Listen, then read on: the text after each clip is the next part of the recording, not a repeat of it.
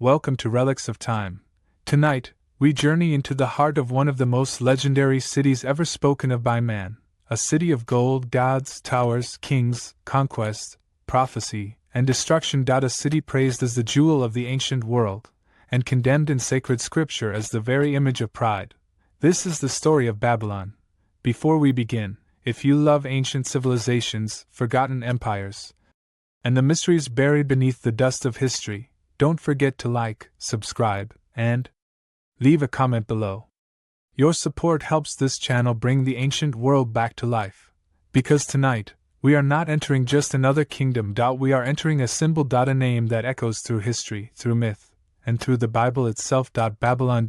Some, it was the greatest city on earth. Others, it was the city of arrogance, rebellion, and divine punishment. It was a place where kings called themselves chosen by the gods, where walls rose so wide that chariots could ride upon them, where temples touched the sky, where merchants crossed deserts with silver, incense, cedar, lapis, and grain, where scribes pressed law, astronomy, trade, and prophecy into clay.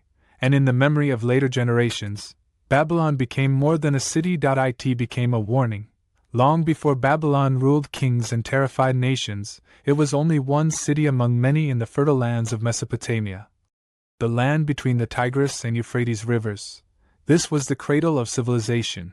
Here, humanity learned to build not only homes, but systems, not only villages, but cities, not only stories, but written memory. The world that gave birth to Babylon had already seen the rise of Sumer, the glory of Uruk, the power of Akkad, and the sacred traditions of Ur, Nippur, Eridu, and Lagash. Empires had already risen and fallen before Babylon ever claimed greatness. And yet, that is exactly what made Babylon possible. Babylon did not emerge from emptiness. It inherited the bones of older worlds.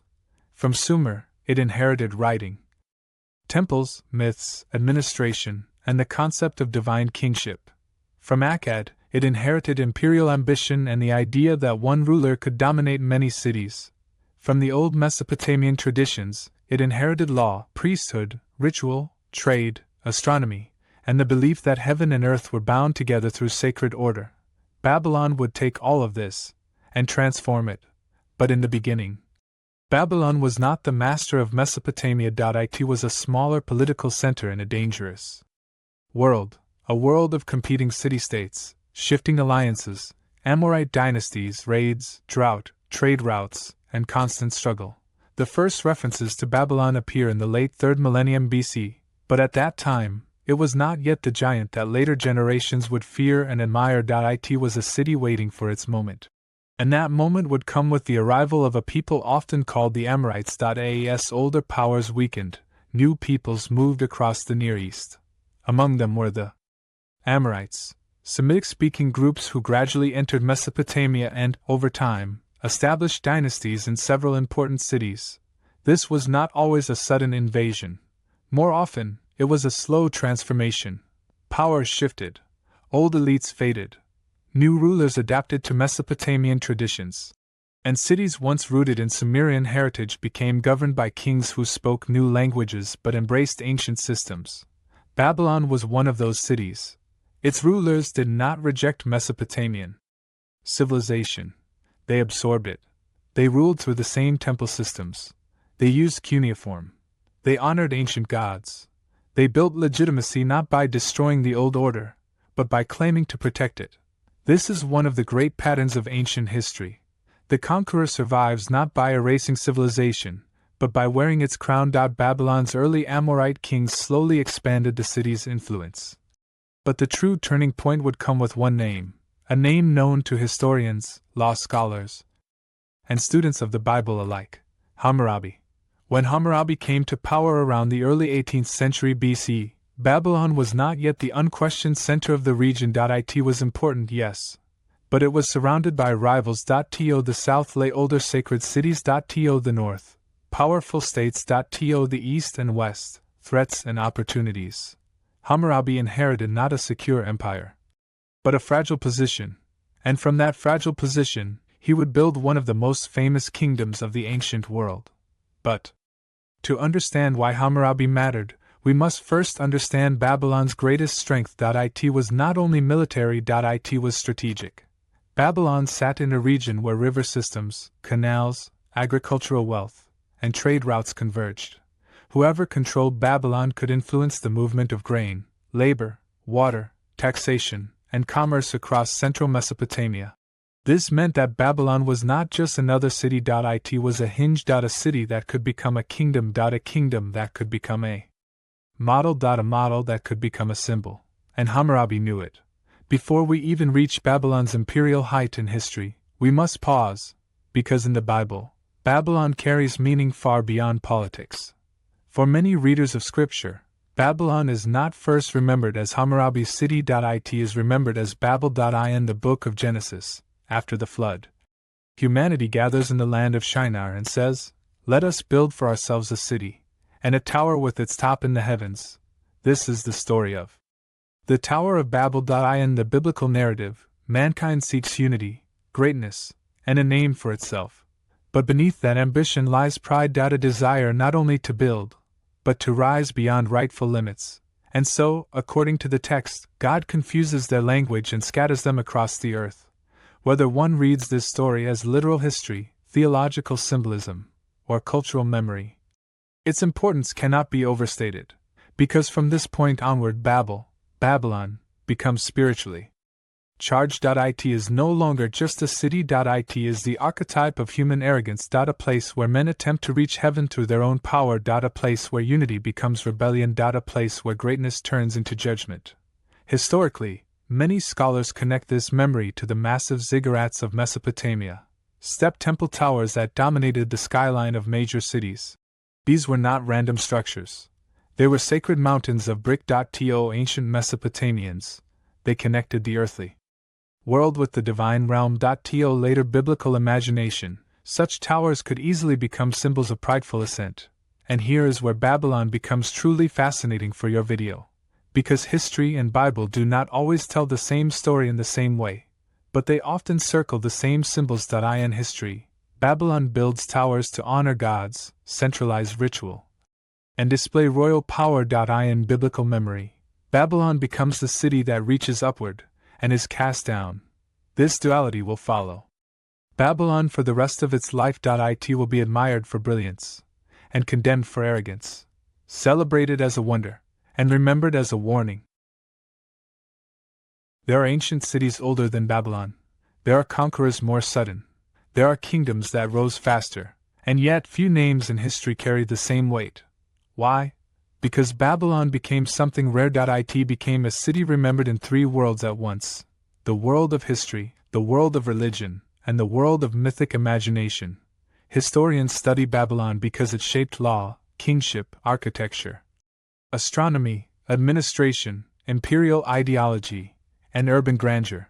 Biblical readers remember Babylon because it conquered Judah, destroyed Jerusalem, exiled the Jewish people, and became a symbol of captivity, pride, and divine judgment.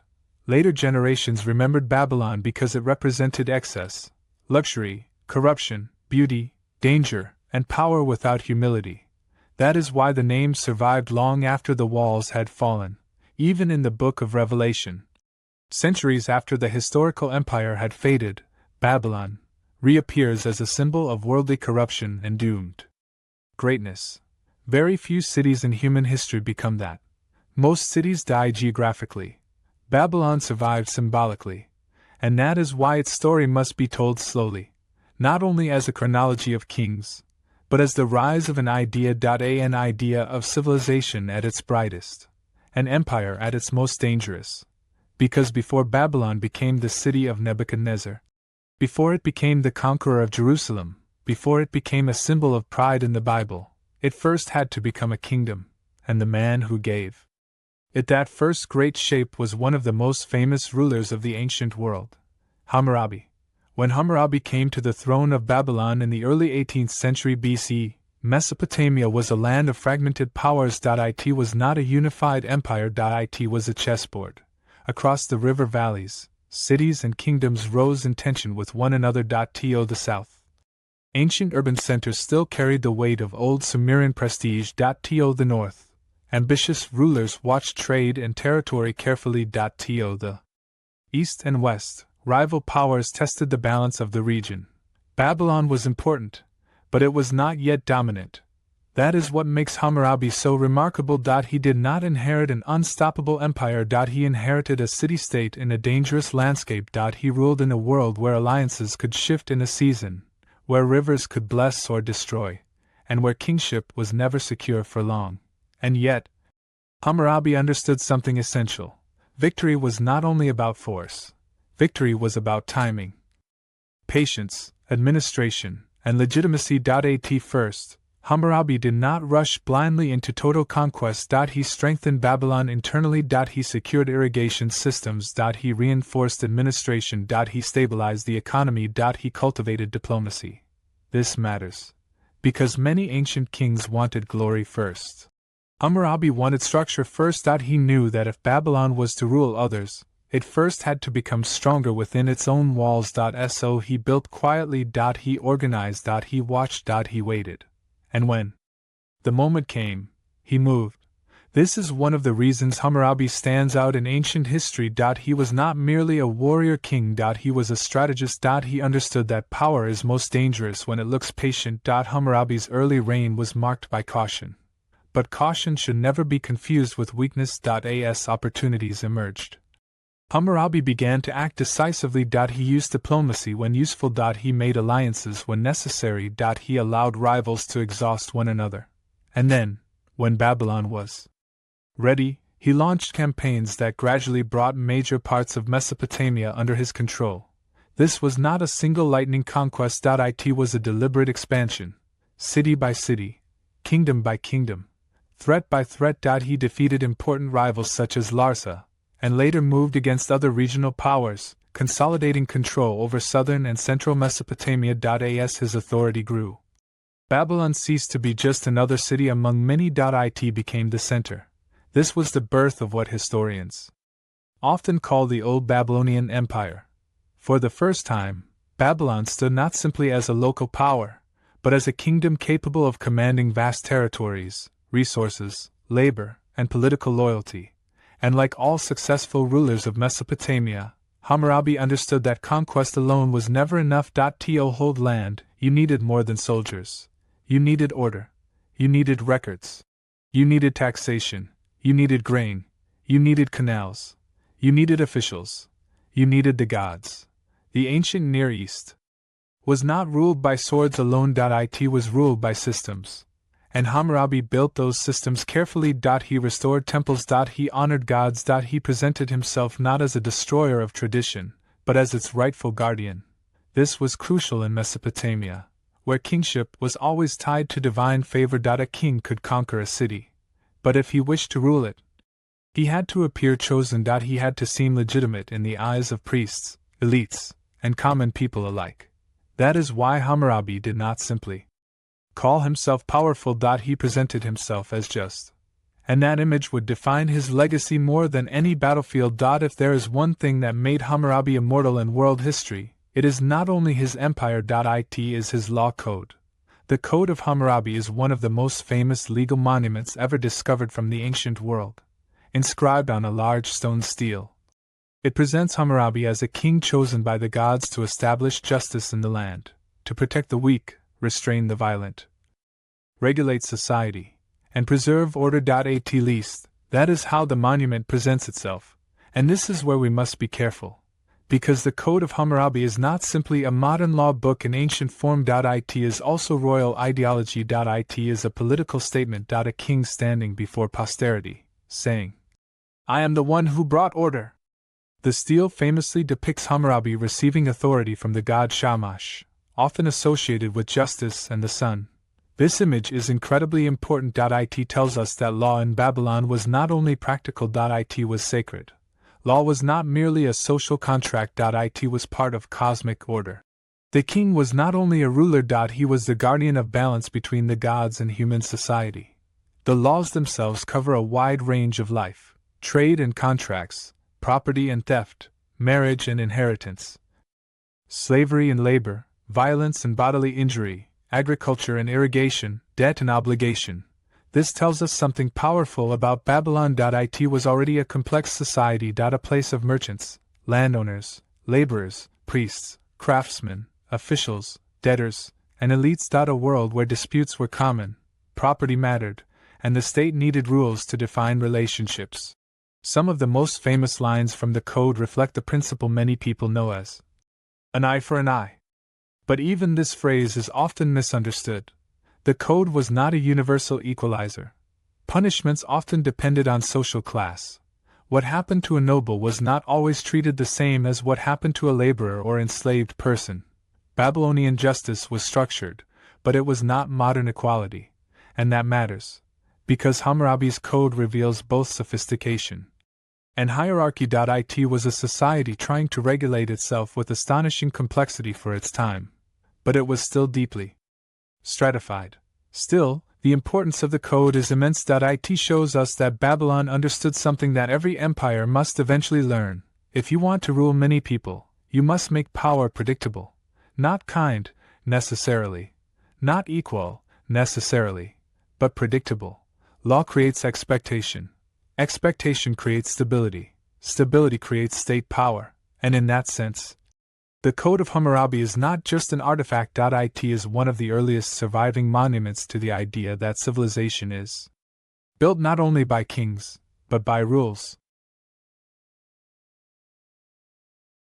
When modern audiences hear about the Code of Hammurabi, one question often appears almost immediately: how does it compare to the Bible, especially to the laws found later in the Torah, in books such as Exodus, Leviticus, and Deuteronomy?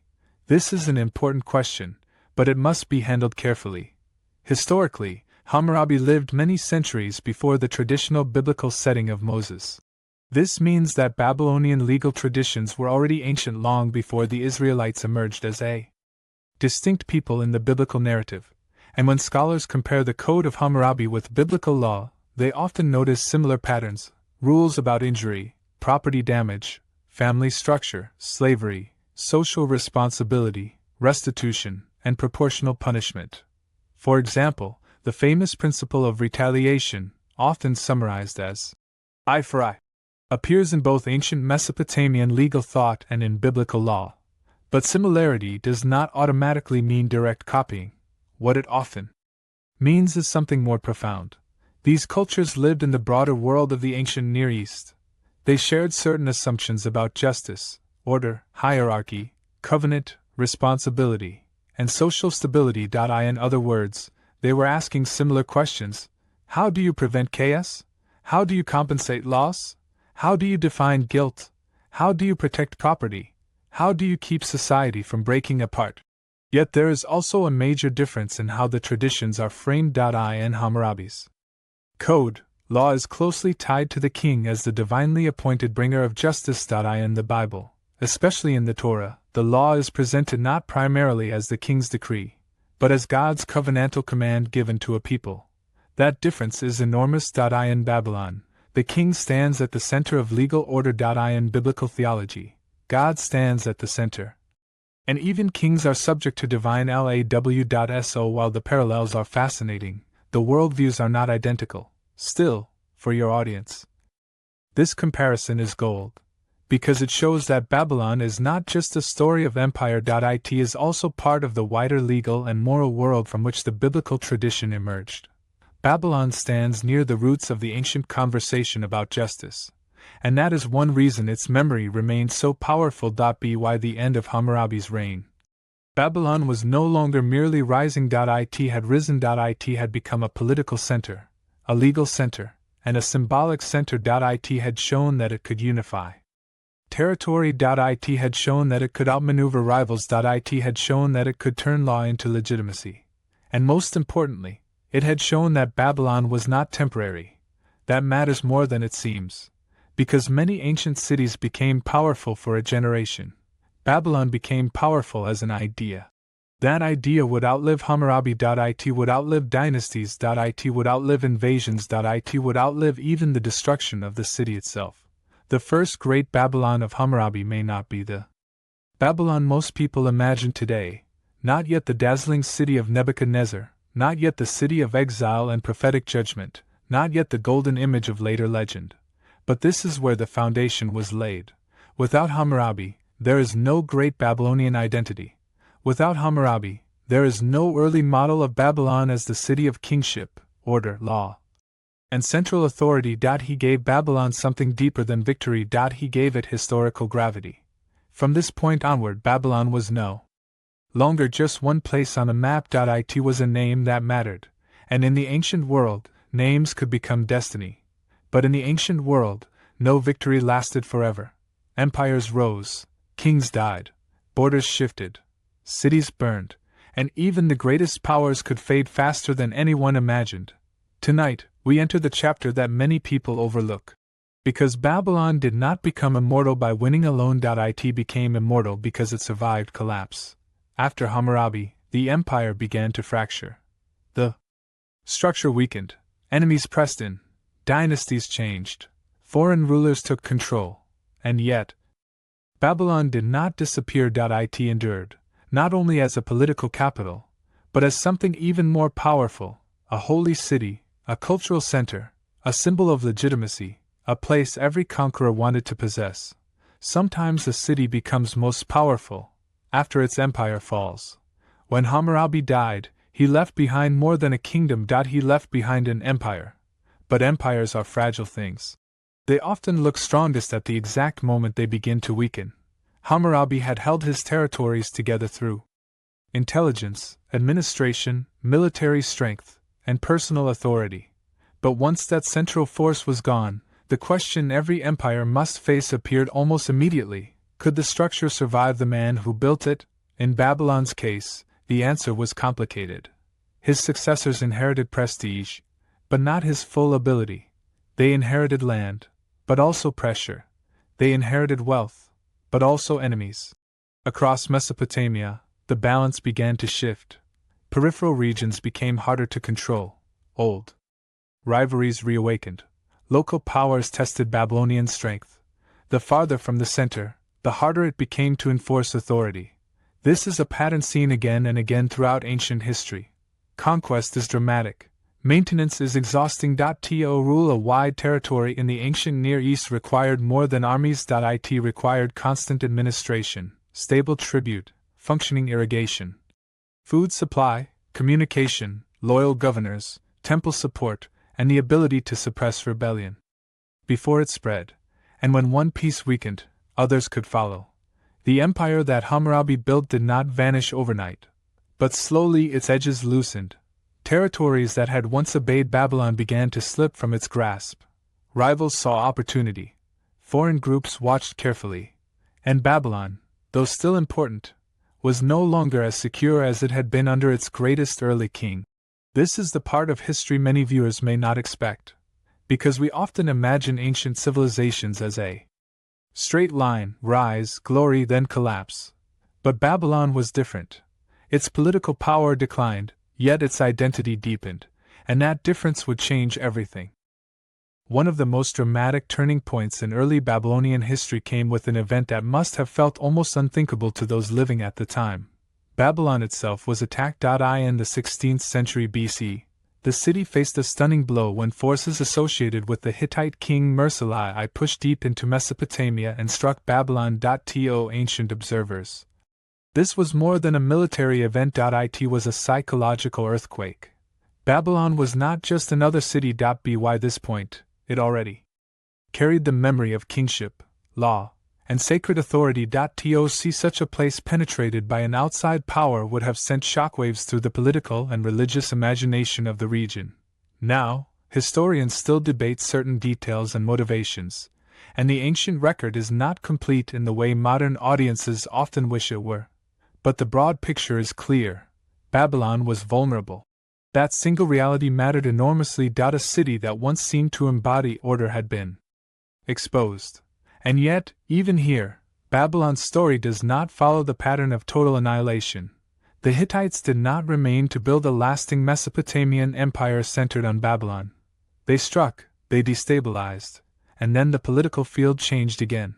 This created a power vacuum, and into that vacuum stepped a group who would rule Babylon for centuries, often less famous in popular history, but absolutely crucial to understanding how Babylon endured. The Kassites. For many modern viewers, the Kassites are unfamiliar. They do not dominate movies, novels, or mainstream documentaries the way Hammurabi or Nebuchadnezzar do. But without the Kassites, the later greatness of Babylon might never have existed, because what they did was not simply conquer. They preserved. The Kassites entered Babylonian history after a period of instability, and eventually established one of the longest-lasting dynasties in the region. This is one of the most fascinating paradoxes in ancient history. A people from outside the old Babylonian core came to rule Babylon, and instead of erasing it, they became part of it. This matters deeply. In many ancient conquests, invaders destroy old systems and impose new ones. But the Kassites understood something essential. Babylon was too important to discard. Its temples, its traditions, its language of power, its gods, its scribal culture, and its prestige were too valuable. So rather than replacing Babylonian civilization wholesale, the Kassites adopted much of it. They ruled, yes, but they also participated in the world they inherited. They embraced Babylonian kingship. They honored Babylonian deities. They preserved administrative systems. They supported temple institutions. They operated within the framework that made Babylon meaningful. This is how great civilizations survive, not only through military resistance, but through absorption. Babylon had become larger than any single dynasty. That is why conquerors often sought not merely to possess the city, but to be accepted by it. To rule Babylon was one thing. To be seen as a legitimate king of Babylon was another. And legitimacy in Mesopotamia was never just political. It was religious. It was ceremonial. It was cultural. The Kassite period may not feel as dramatic to casual audiences as the age of Nebuchadnezzar, but in some ways, it is one of the most important phases in Babylonian history, because this was the era in which Babylon proved it could survive the death of its founding empire. It could survive foreign domination. It could survive dynastic change. And it could still remain Babylon. That is not ordinary political resilience. That is civilizational endurance. As Babylon moved through periods of instability and foreign rule, something remarkable became clearer and clearer. Its greatest strength was no longer only military. It was symbolic. Babylon was becoming a sacred center of Mesopotamian civilization. This is where we must understand a crucial concept for your audience. In the ancient Near East, cities were not just population centers. They were cosmic centers. A great city was tied to a god. Its temples linked heaven and earth. Its rituals helped maintain divine order. Its kingship was often seen as part of a sacred structure. And in Babylon, the central figure in that sacred world increasingly became Marduk. Over time, Marduk, the great god of Babylon, rose in prestige until he became one of the most important deities in Mesopotamian religion. This rise of Marduk mirrored the rise of Babylon itself. As the city grew in importance, so did its god. As the god rose in status, the city became even more central. This mutual reinforcement is one of the reasons Babylon became so difficult to erase from history. Because once a city becomes the seat of a supreme or near supreme religious order, it stops being just a capital. It becomes a place of destiny. Rituals performed in Babylon mattered beyond Babylon. Festivals held there mattered beyond its walls. The city became associated with divine favor, cosmic order, and rightful kingship. This is why later rulers, even foreign rulers, often wanted to honor Babylon rather than simply destroy it. To hold Babylon was to claim something larger than land. It was to claim participation in sacred history. Think of that for a moment. Even when political control shifted, Babylon remained the stage on which legitimacy was performed. Its temples mattered. Its priesthood mattered. Its ceremonies mattered. Its myths mattered. That is why the city survived so many shocks, not because it was always strongest militarily, but because too many people believed the world was somehow more complete when Babylon still stood. This is also the point in Babylon's story where something important begins to form, not yet fully, but unmistakably. The image of Babylon as more than a city, more than a kingdom, more than a dynasty. A symbol. Later in the Bible, Babylon will become one of the most powerful symbolic names in all of Scripture. It will stand for imperial arrogance, for captivity, for luxury, for idolatry, for pride before God, for worldly power that rises magnificently and falls under judgment. But that later biblical symbolism did not emerge out of nowhere. It had roots.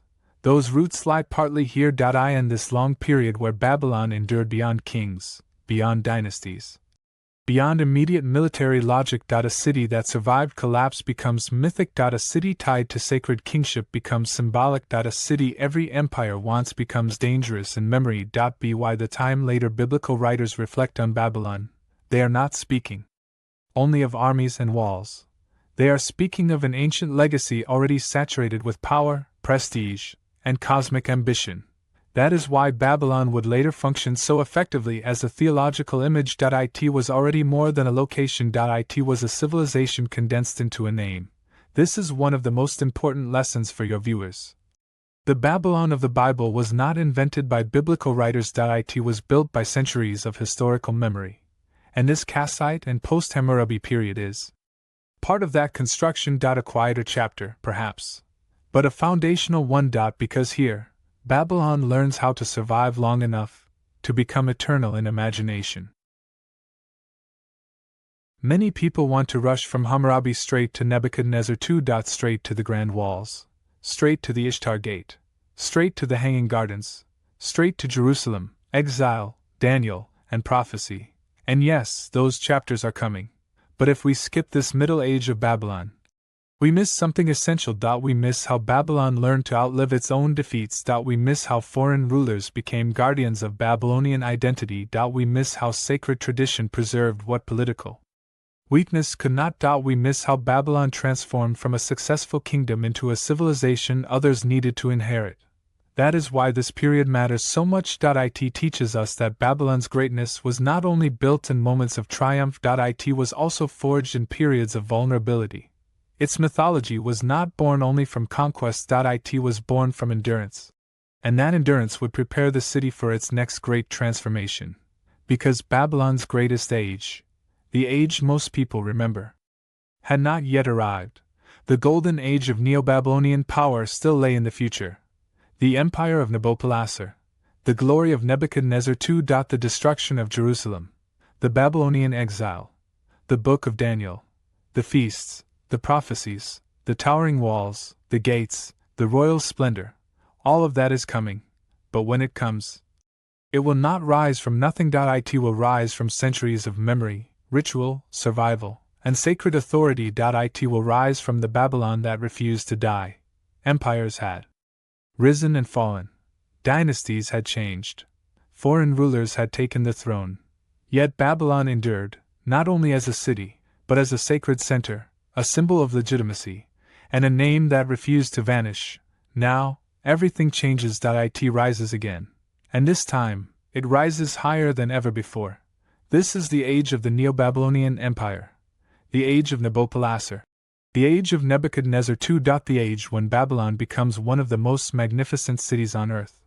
But it is also the age when Babylon enters the heart of biblical history. To understand the rise of the Neo-Babylonian Empire, we must first understand the fall of a giant.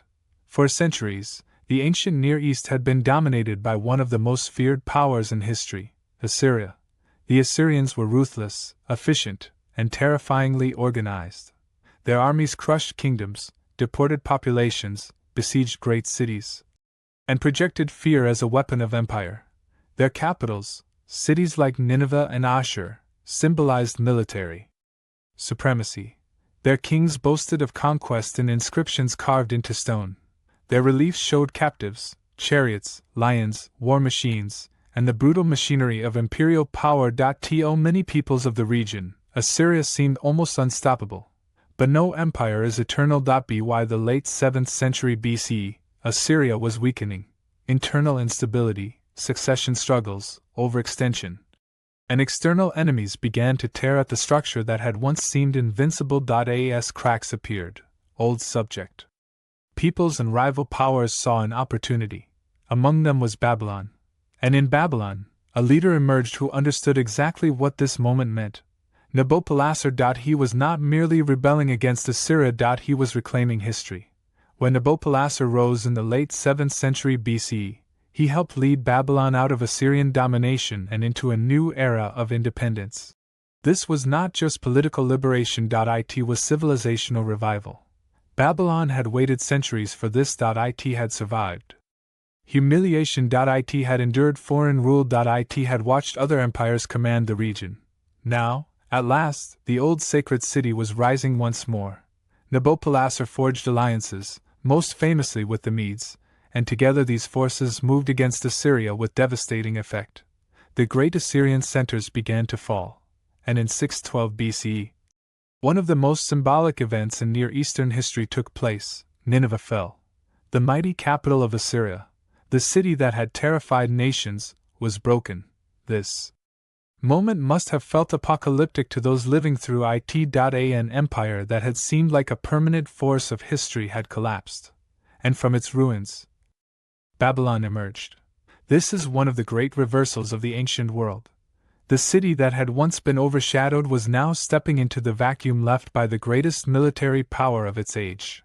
And at the center of that transformation stood Nabopolassar. He did not simply win a rebellion. He opened the door for Babylon's final and greatest imperial age.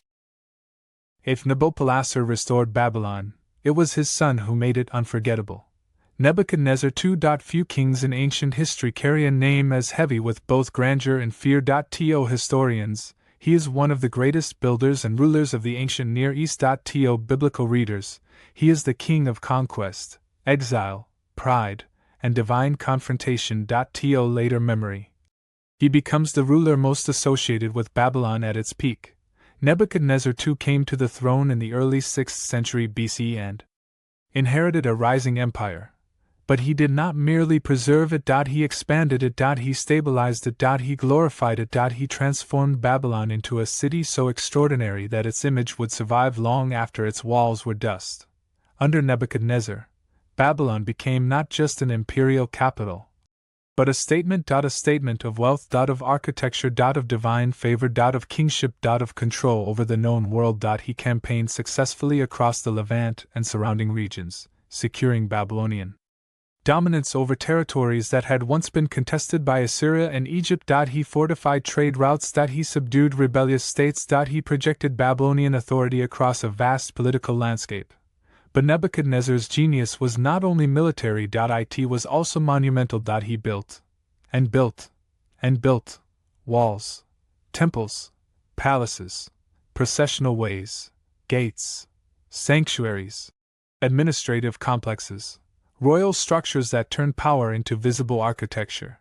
This is why Nebuchadnezzar matters so much. He understood something every great imperial ruler eventually learns: if you want people to believe your empire is eternal, make it look eternal. And so he reshaped Babylon into a city worthy of myth. For many people today, when they imagine Babylon, the towering gates, the immense walls, the splendor, the luxury, the awe, they are imagining Nebuchadnezzar's Babylon. This was the Babylon of gold and blue glazed brick. The Babylon of processions and royal spectacle. The Babylon that could make visitors feel they had entered the center of the world.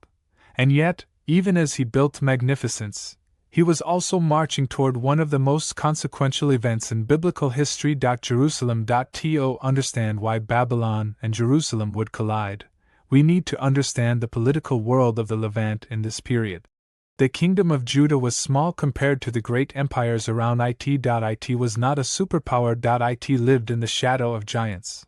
For generations, the lands of the Levant had been shaped by the rivalry of larger empires, especially Assyria, and later the struggle between Egypt and the rising power of Babylon. Judah's kings often had to navigate this dangerous reality carefully.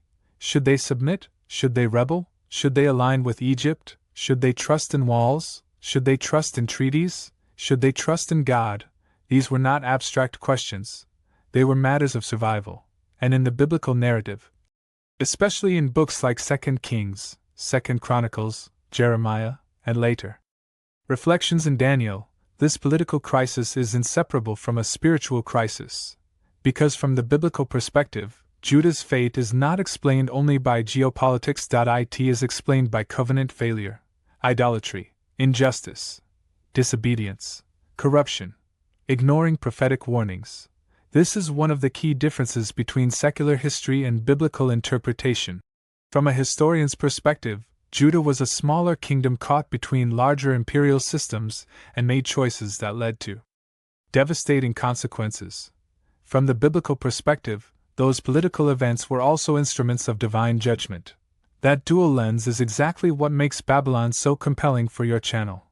History explains the mechanics. Scripture explains the meaning. And soon, both would converge. Nebuchadnezzar's Babylon was expanding westward. Egypt still sought influence. Judah was caught in the middle. That is one of the most dangerous places any kingdom can stand, between two empires, while believing it still has room to gamble. The collision came in stages. This is important, because many viewers imagine the fall of Jerusalem as a single event. In reality, Babylonian domination over Judah unfolded through multiple confrontations, political pressure, rebellions, and successive interventions. After Babylon's growing dominance in the region, Judah became subject to Babylonian control. But the relationship was unstable. Rebellion simmered, loyalty shifted. Egypt remained a tempting alternative ally, and Babylon, like all empires, did not tolerate repeated defiance indefinitely. The first major Babylonian intervention led to an early deportation of elites from Judah. This matters enormously, because exile did not begin all at once with the total destruction of the city. It began earlier, with the removal of important people, nobles, officials, skilled individuals, and members of the royal or educated class. This is where later biblical memory places the beginning of the Daniel tradition, the idea of young Judean exiles brought into the Babylonian courtly world. Whether discussing the historical layering of the text or the theological memory preserved in the book of Daniel, the association is powerful. Babylon was not only a conqueror. It was a captor of identity. It took people from their land and brought them into the heart of imperial power.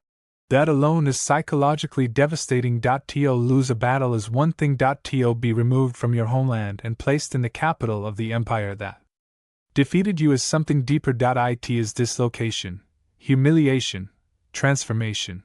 And for the biblical imagination, it becomes the setting where faith is tested under foreign rule. Still, the worst had not yet come, because Judah continued to resist, and Nebuchadnezzar would return. Then came the event that changed Jewish history forever. 586 BC. Jerusalem fell. After renewed rebellion and Babylonian response, Nebuchadnezzar's forces besieged the city. Famine tightened its grip. Hope thinned. Walls that once promised security became traps. And when the city was finally broken, the consequences were catastrophic. The Babylonians captured Jerusalem. The first temple, the temple associated with Solomon in biblical memory, was destroyed. Royal structures were devastated. Walls were broken. The monarchy collapsed. More people were deported. This was not merely a military defeat for the people of Judah. This was a theological earthquake. Think about what the temple meant. It was not just a building. It was the sacred center of covenant life, the place of sacrifice, the symbolic meeting point between heaven and earth, the heart of national and spiritual identity. To see it destroyed by a foreign empire raised terrifying questions. Had God abandoned his people? Had the covenant failed? Were the promises broken? How could the holy city fall? How could the house of the Lord burn? The Bible does not ignore these questions. It confronts them directly. Books like Jeremiah, Lamentations, Ezekiel, and later theological reflections wrestle with the pain, meaning, and aftermath of this disaster. In the biblical interpretation, Babylon becomes the rod of judgment. Not because Babylon is righteous in itself, but because God uses empires to discipline nations. This is a profound and often unsettling biblical theme. Babylon is powerful, but Babylon is not ultimate. It acts. But it is also being used. It conquers, but it is also part of a larger divine story. From the historian's perspective, Babylon destroyed a rebellious vassal state and secured imperial control. From the biblical perspective, the same event becomes one of the defining acts of divine judgment in Israel's story, and both perspectives matter. because together they explain why Babylon became unforgettable. It was not only the empire that it was the empire that broke Jerusalem. Once Jerusalem fell and the exile deepened, Babylon became more than a destroyer in biblical memory. It became a stage on which faith would be tested in the court of empire. This is where the book of Daniel becomes especially powerful in popular imagination, whether approached devotionally, literarily, or historically. Daniel presents Babylon as the place where a faithful servant of God must survive inside the machinery of imperial splendor. A foreign court. A foreign language, foreign education, foreign power, foreign expectations. And yet, inside that environment, loyalty to God is tested again and again. The food, the dreams, the furnace, the golden image, the lion's den, though that extends beyond Babylon into the Medo-Persian transition in the broader narrative tradition. The details and dating of Daniel are complex topics for scholars, and your audience may appreciate that nuance. But in terms of symbolic power, the message is crystal clear. Babylon is where empire tries to reshape identity. It renames. It reeducates. It assimilates. It dazzles. It threatens. It demands submission. And yet the biblical hero resists. That is why Babylon becomes so powerful in religious memory. It is not only the city of conquest. It is the city where the soul is tested under pressure. That theme will echo far beyond the ancient world. It will echo in later Jewish memory. And Christian interpretation. And apocalyptic literature. Even in modern spiritual imagination, Babylon is never just geography anymore. It is a system. A temptation. A power structure. A glittering empire that asks for allegiance. And that symbolic transformation begins here, in exile. Nebuchadnezzar is one of the most fascinating figures in the entire Bible history overlap because he embodies a paradox. He is both one of the greatest builders of the ancient world and one of the greatest destroyers in biblical memory. He creates magnificence. He destroys sanctity.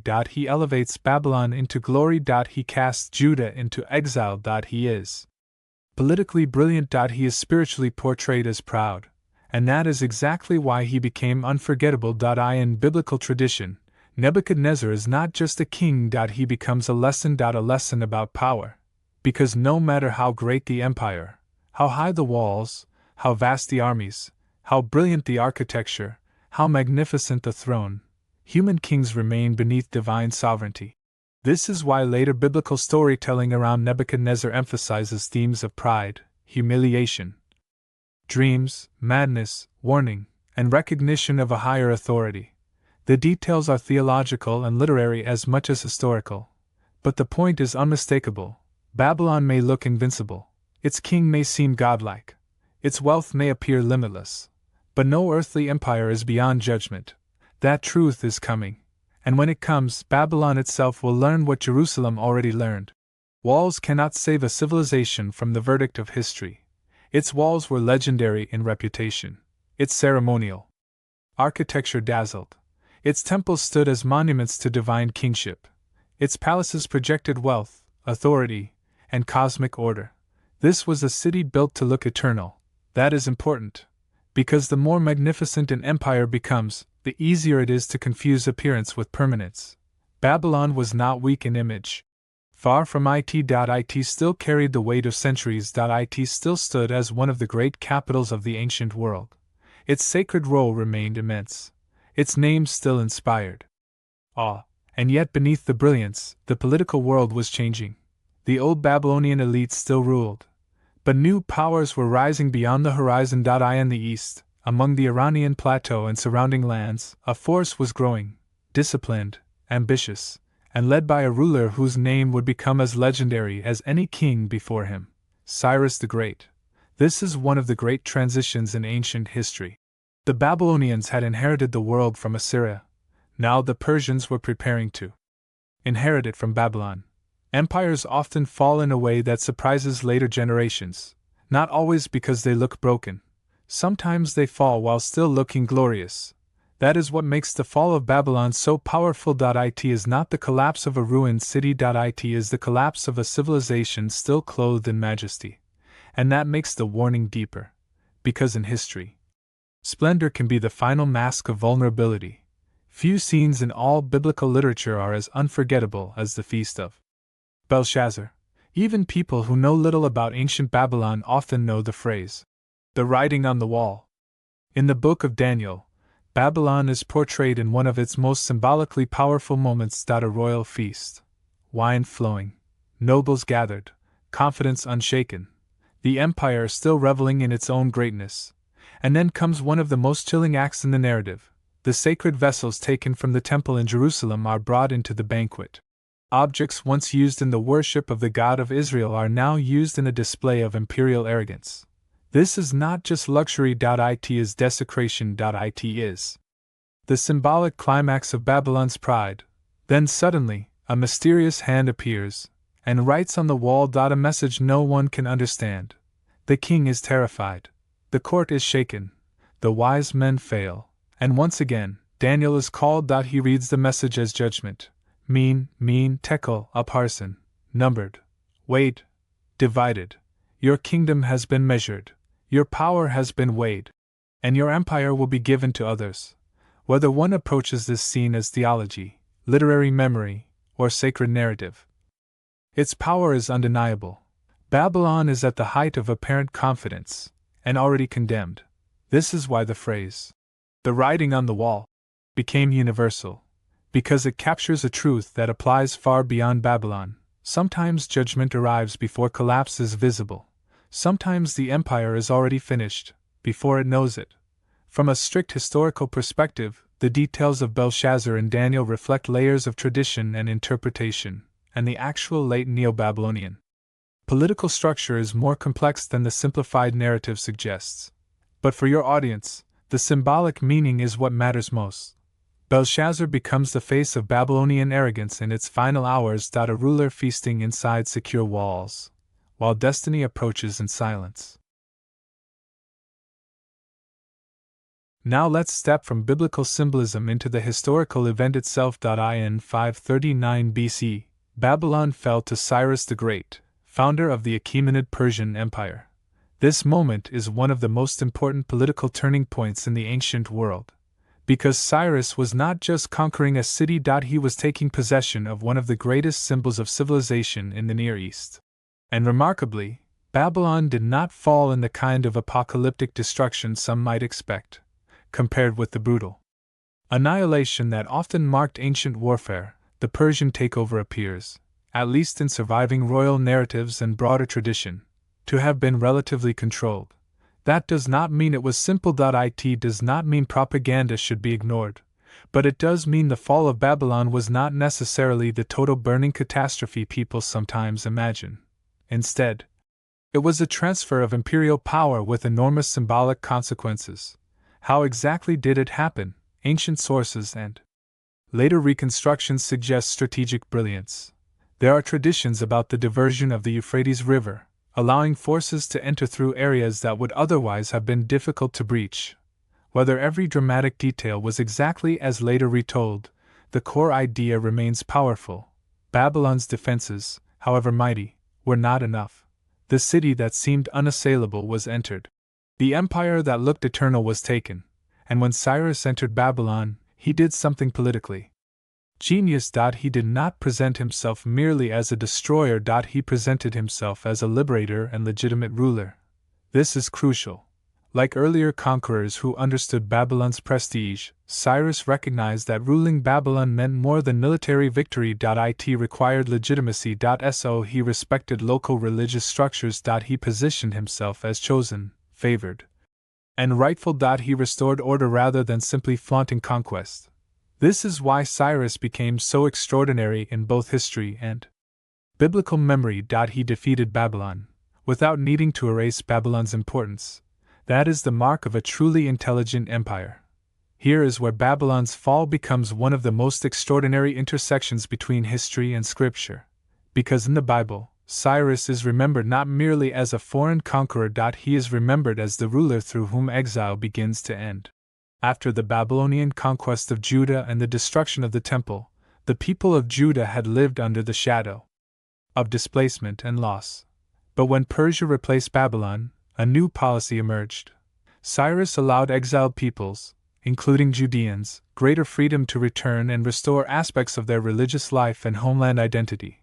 This is why biblical texts such as Ezra and 2 Chronicles remember Cyrus with astonishing significance. In fact, in Isaiah, Cyrus is described in language so striking that it has amazed readers for centuries. He is called God's anointed in one of the most extraordinary passages in the Hebrew Bible. Think about that. A Persian king, a non-Israelite ruler, a conqueror of Babylon. And yet, in biblical theology, he becomes an instrument of restoration. This is one of the deepest lessons in the whole Babylon story. Babylon was used as an instrument of judgment. Then Persia, through Cyrus, becomes an instrument of mercy. Empires rise for their own purposes. But in biblical interpretation, God can use them all. That includes the terrifying empire and the liberating empire. This does not make empire morally pure. It makes history the stage on which divine sovereignty remains above kings. That is why Cyrus stands in such a fascinating contrast to Nebuchadnezzar. Nebuchadnezzar is remembered as the conqueror who destroyed Jerusalem and exiled its people. Cyrus is remembered as the ruler who opened the path toward return. One king takes captives to Babylon. Another breaks Babylon's supremacy and lets the road home begin. That contrast is cinematic, historical, and spiritually powerful. And for your channel, it's gold. Here is something important many viewers don't realize. Babylon did not instantly vanish after Cyrus conquered it. The city remained important. It continued as a major urban, cultural, and administrative center under Persian rule. Its prestige did not evaporate overnight. Its temples still mattered. Its location still mattered. Its memory still mattered. This is a crucial distinction. The Babylonian Empire ended, but Babylon the city continued. That pattern fits everything we have seen throughout this series. Babylon rarely dies all at once. It changes role. It survives. It adapts. It lingers. Later rulers, including figures in the Hellenistic world after Alexander the Great, would still be drawn to Babylon. Its position, symbolism, and monumental heritage continued to fascinate conquerors long after its imperial zenith had passed. And yet, something fundamental had changed forever. Babylon was no longer the supreme center of world power. Its name remained grand. Its physical presence remained significant. But its age of commanding the Near East as an independent imperial force was over. This is often how great civilizations end, not with immediate disappearance, but with irreversible transformation. The throne is gone, the walls remain, the rituals continue, but the center of gravity has shifted.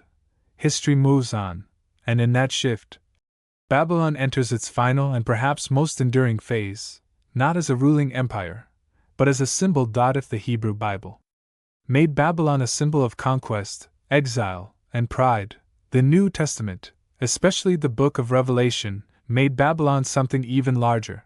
There, Babylon becomes a transhistorical symbol, not merely one ancient city in Mesopotamia, but the image of corrupt power itself, luxury without righteousness, empire without humility, wealth without truth, violence hidden beneath splendor. A system that seduces, dominates, and eventually falls under divine judgment. This is why Revelation speaks of Babylon the Great. By that point, the name no longer functions only as geography. It becomes archetype. Any empire that exalts itself against God, any civilization that worships wealth, domination, and corruption, any worldly power that glitters while rotting within, can be called Babylon. This is why Babylon never left human imagination. Because Babylon is not just a place we study. It is a pattern we repeat. That is why the biblical use of Babylon became so enduring. The literal city fell, but the meaning of Babylon became immortal. That is a remarkable transformation. Very few cities in human history achieve that. Rome has echoes of it. Jerusalem has echoes of it. But Babylon stands almost alone in how completely it became both history and metaphor. It was once a real city of mud brick, gates, rivers, temples, scribes, kings, and walls. And then it became a warning written across civilization. So what is Babylon, in the end? Is it the city of Hammurabi and law? Yes. Is it the city of Marduk, ritual, temples, and sacred kingship? Yes. Is it the city of Nebuchadnezzar, walls, gates, palaces, and imperial splendor? Yes. Is it the destroyer of Jerusalem, the captor of exiles, the empire of Daniel, the feast of Belshazzar, and the terror of divine judgment? Yes. Is it the city conquered by Cyrus, the empire humbled, the power that proved no wall is high enough? Yes. Babylon is all of these things at once. That is why it matters so much. Because Babylon is not just one story. It is the story of civilization itself in concentrated form: ambition, law, architecture, empire, religion, conquest, exile, wealth, pride, collapse, memory. Few civilizations contain so many of humanity's deepest themes in one name, and perhaps that is why Babylon remains so haunting. Because when we study Babylon, we are not only looking at the ancient world. We are looking at ourselves. What humans build when they seek greatness. What they destroy when they pursue power. How they confuse glory with permanence. How every empire eventually discovers its limits. Babylon teaches us something history never stops teaching. No kingdom of man is eternal. Not the city of towers. Not the empire of walls. Not the palace of gold. Not the conqueror of nations. Only memory remains, and sometimes, judgment. Thank you for joining me on this journey through Babylon here on Relics of Time. From the earliest rise of the city, to the laws of Hammurabi, to the sacred center of Mesopotamia, to the glory of Nebuchadnezzar, to the fall of Jerusalem, to the exile, prophecy, and the final fall before Persia, Babylon remains one of the greatest and most haunting civilizations in all of history. If you enjoyed this episode, don't forget to like, subscribe, and leave a comment below. And tell me this: do you see Babylon primarily as a real historical empire, or as the greatest symbol of human pride ever written into history and scripture? I'd love to read your thoughts. And if you want the next episode, let me know in the comments, because on Relics of Time, the ancient world is never truly silent. Until next time, keep searching the ruins of the past.